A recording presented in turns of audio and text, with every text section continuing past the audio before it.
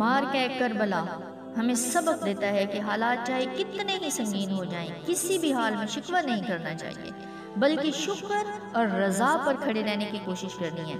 Karbala में Yazidi फौजों के साथ नबर्द आजमा अहले बैत अतार सिखा गए हमें कि इश्क के सफर में अगर अज़मत व बुलंदी अल्लाह और रसूल सल्लल्लाहु अलैहि वसल्लम की कुर्बत की सूरत में चाहते हो तो हर तरह के कर्ब बला में भी बस आजिज़ी से सर अल्लाह के हुजूर ही झुके रहें। ये झुकना ही कर्ब बला को पार गुजरवा जाने का बायस बन जाता है। इमाम आली मकाम हज़रत इमाम हुसैन रज़ियल्लाहु ताला अन्हु ने हक की सरबुलंदी के लिए अपनी जबीन न्याज को करबला की तपती रेत पर सजदे में झुकाया। कोई भी शऊर व आगाही रखने वाला अगर जरा सा भी सोचे तो इस सजदे से इस राज को समझ जाएगा कि करबला में सजदा हमें क्या सिखा गया।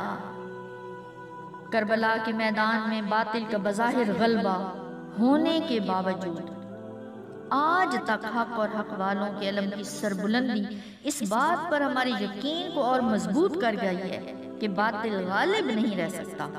चाहे इसके पास कितना ही मर्तबा दौलत और दुनिया की ताकत हो, बातिल ने मगलूब होना ही होता है। इसकी ताकत एक बुलबुले की तरह होती है और शिकस्त इसका मुकद्दर होती है।